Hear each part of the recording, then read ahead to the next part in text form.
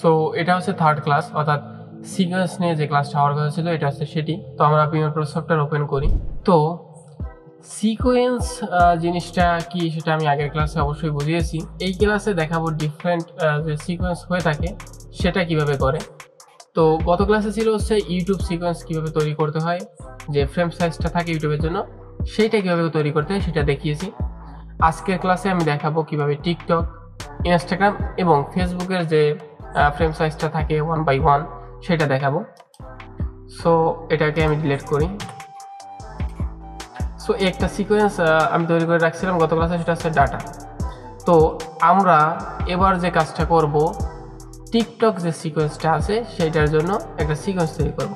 তো সেম আগের মতো নিউ আইটেমে যাব, দেন সিকোয়েন্সে এখানে যে ডিজিটাল SLR, দেন 1080p, সেখান থেকে যেতে হবে DSLR 1080p 30, দেন এখান থেকে যেতে হবে সেটিংসে। এখন এডিটিং মোড থেকে আপনার এই যে অপশানটা DSLR, এটা থেকে সিলেক্ট করতে হবে কাস্টম। দেন এইখানে যদি আপনার ফ্রেম সাইজটা জানা না থাকে, আপনারা যে কাজটা করতে পারেন সিম্পলি গুগলে যাবেন। সো গুগলে যাওয়ার পরে এখানে সার্চ করবেন টিকটক ফ্রেম সাইজ। সো এখানে সার্চ করার পর দেখতেই পারবেন টিকটক ভিডিও ফ্রেম সাইজ যেটা আছে 1080 and 1920, এইটা নিয়ে আমরা কাজ করব। তো এখান থেকে 1080 এটা কপি করে নিই, দেন যাব আমাদের প্রিমিয়ার প্রোতে, এখানে এটা পেস্ট করব, দেন পরবর্তী যেটা সেটাও কপি করে নিয়ে আসি 1920। সো এইটাও কপি করে আমরা এখানে সিলেক্ট করে পেস্ট করব। সো এইটা হচ্ছে আমাদের টিকটকের জন্য ফ্রেম সাইজ। এখন আমরা যেহেতু এটা টিকটকের জন্য ফ্রেম সাইজ তৈরি করেছি, তো এখানে আমরা সিকোয়েন্স নাম দেব টিকটক। সো এখন যেটা করতে হবে, আমাদের ওকে বাটনে ক্লিক করতে হবে। সো এইটা হচ্ছে আমাদের টিকটকের ফ্রেম সাইজ বা সিকোয়েন্স।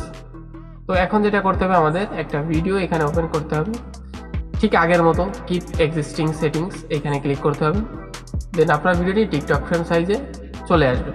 সো এখন যেটা করতে পারেন, আপনার ভিডিওকে যদি ফ্রেম সাইজের সমান করতে হয় সেক্ষেত্রে ডাবল ক্লিক করবেন, এইখান থেকে উপরে ইফেক্ট কন্ট্রোলসে গিয়ে এইখান থেকে এটাকে টেনে বড় করে ফেলবেন। সো এগুলো আপনারা পরবর্তী ক্লাসে দেখতে পারবেন কিভাবে কোথায় গিয়ে কি করতে হয়, সবগুলোই আমি দেখাবো। সো ভয় পাবার কিছু নেই বা তাড়াহুড়োরও কিছু নেই। আমি আপনাদেরকে এমনভাবেই শেখাবো যাতে আপনারা ডিটেলসে খুব ছোট ছোট জিনিস থেকে শুরু করে প্রিমিয়াম যে জিনিসগুলো বা প্রো যে জিনিসগুলো যেটাকে বলে, যেহেতু আমি নাম দিয়েছি 0 to Pro সিরিজ, তো 0 থেকে প্রো পর্যন্ত আপনাকে শেখানোর জন্য যা যা শেখানো প্রয়োজন আমি সেগুলো অবশ্যই শেখাবো। সো এইটা ছিল টিকটক সাইজ। এখন আমরা যদি ইনস্টাগ্রামের জন্য সিকোয়েন্স তৈরি করি সেক্ষেত্রেও সেম কাজ, নিউ আইটেম, অথবা আপনারা করতে পারেন কিবোর্ড থেকে Ctrl+N, দেন এখানেও same option digital SLR 1080p DSLR 1080p 30। So এখান থেকে সেটিংসে যেতে হবে, এখানে সেম আবারও কাজ করতে হবে, DSLR এটা পরিবর্তন করে কাস্টম করতে হবে, দেন ফ্রেম সাইজ। তো এবার হচ্ছে ইনস্টাগ্রাম। তো ইনস্টাগ্রামের ফ্রেম সাইজ ঠিক একইভাবে আমরা গুগলে গিয়ে সার্চ করব ইনস্টাগ্রাম ফ্রেম সাইজ। তো এইখানে ইনস্টাগ্রামের যে অ্যাসপেক্ট রেশিও যেটা বলে বা ফ্রেম সাইজ যেটা থাকে সেটা মেইনলি থাকে হচ্ছে 1080 and 1350। সো আমরা 1080 এটাকে কপি করব, দেন প্রিমিয়ার প্রো এখানে গিয়ে এটা সিলেক্ট করে পেস্ট করে দিব, দেন আবারও গুগলে আসব 1350 এটাকে কপি করব, দেন আবারও প্রিমিয়ার প্রোতে গিয়ে এটা পেস্ট করব।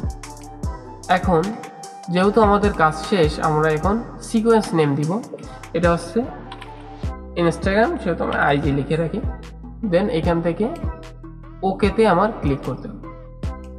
সেম এবারও একই কাজ, ভিডিও নিব, এইখানে ড্রাগ অ্যান্ড ড্রপ করব, কিপ এক্সিস্টিং সেটিংস, দেন চলে আসবে। আবার যদি আপনি চান এখান থেকে বড় করতে এটাকে, বা এইভাবেও আপনারা টেনে বড় করতে পারেন। সো আমাদের পরবর্তী যে সিকোয়েন্সটা সেটা হবে হচ্ছে ফেসবুকের উপরে, অর্থাৎ যে 1x1 সাইজটা থাকে সেটা আমরা করব।